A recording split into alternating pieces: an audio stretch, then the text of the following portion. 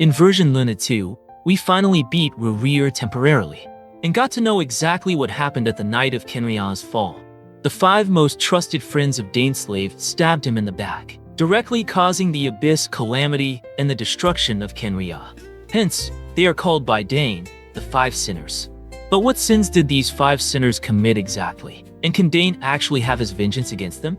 In fact, their sins are corresponding to the Shade's power, life, death, time, space, and reason, which is controlled by Heavenly Principle themselves.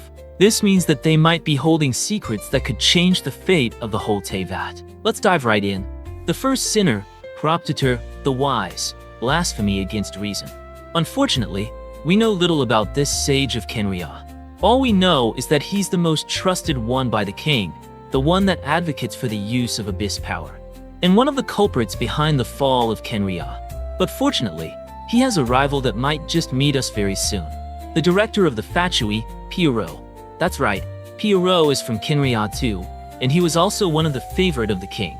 The title of the Wise once belonged to him. However, seduced by the power of abyss, the king chose Hroptatyr instead, banishing Pierrot from the royal court.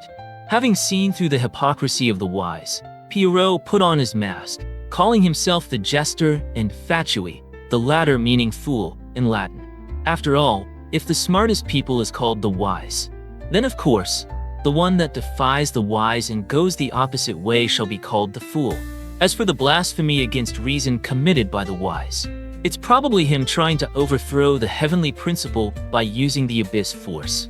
However, the abyss is not only enemy to the heavenly principle, it's also the enemy of the whole Teyvat. Even the dragons knew that it's a force that cannot be used. Therefore, it can be said that the destruction of Khaenri'ah would be destined. But the Wise himself doesn't seem to care about the fate of Khaenri'ah. In fact, we still don't know what he's really up to. It's because of Hroptatyr's lack of caution for the abyss power that the second sinner came to be. The second sinner, Rhinedottir, gold, blasphemy against life. We've known Rhinedottir for quite a long time now. She's the creator, mother, and master of albedo, the most powerful alchemist in this world.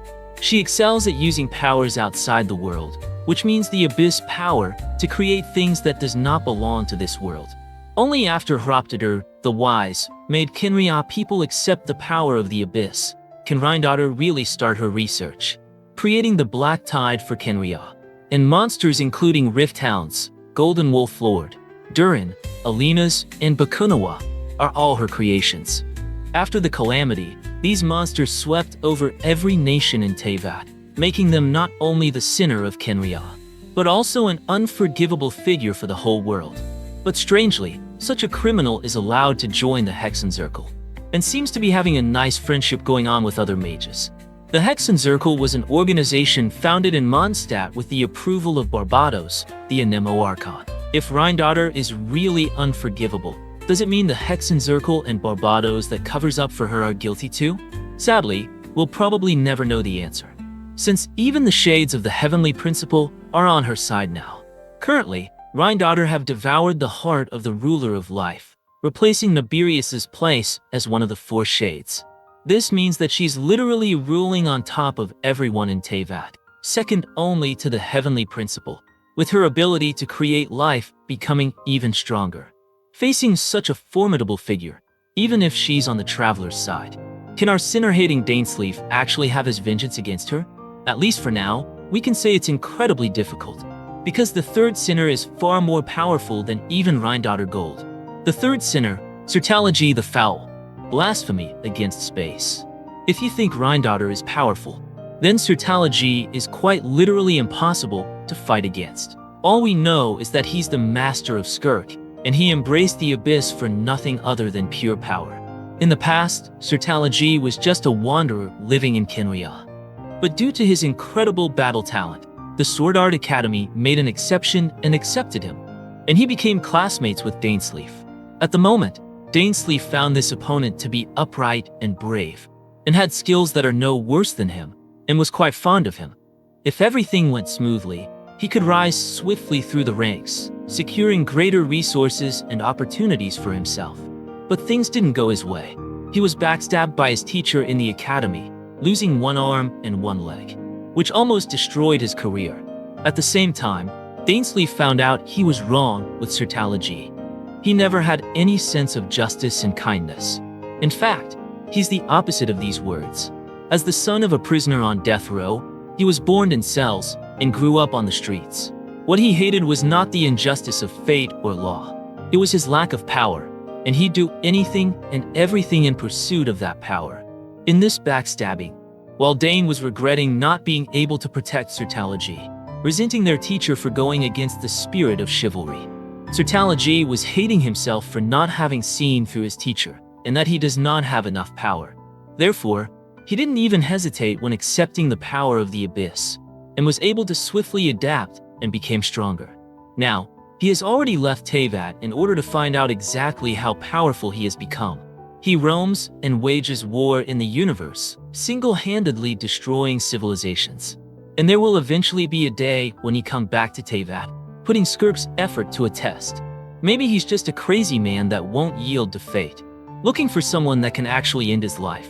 For Dainsleif, however, instead of Surtalogi, who already left the planet, he has someone else to really worry about. His brother and the fourth sinner. The fourth sinner, Vedrfolnir, the visionary. Vedrfolnir is a powerful prophet that can see the future, and he's also Dainsleif's older brother. He made the prophecy that Khaenri'ah is doomed to fall, resulting in himself being blinded and put behind bars. But it also caused his little brother Dainsleif to revolt, leading to the outbreak of the cataclysm. So, as a prophet that never goes wrong, did he already see all these happening?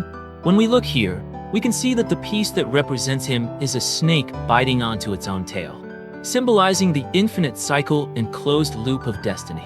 Judging by the story where the Abyss Order was found, there was actually a voice coming from the future, transcending time, leading people in the past into believing in the Abyss. That voice is very likely to be the visionary in the future. This is to say, in the perspective of Vedrfolnir, it is destined that the Abyss will destroy Khaenri'ah, that Dain will be betrayed, that he will become the messenger of the Abyss. He seemed to have completely accepted his fate.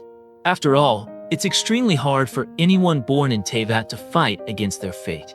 Just like the poor fifth sinner. The fifth sinner, Rerir, rocker of Solnari, blasphemy against death. In comparison, he's actually the most pure-minded sinner, turning to the Abyss simply for his lover, which was long predicted by Vedrfolnir the visionary, proving that even after knowing their own fate, normal people can't really do anything to fight back. As an agent, Rerir excels at stealth, assassination, tracking, and anti-tracking. But after acquiring the Abyss power, he became a monster that's almost unkillable.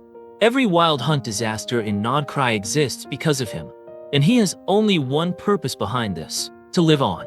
Since, as Vedrfolnir told him, as long as he lives on, the story between him and his lover will never end. Right now, this is the sole hope that keeps him going and struggling. After all, we didn't really defeat him in the Archon quest, we just banished him. And we'll probably see him again very soon. Since if we can't even beat him, there's no way we have a chance against other sinners. These are all the stories about the 5 sinners. For more histories about Nodcry and more hidden stories of Genshin, subscribe to my channel and share your thought in the comment section.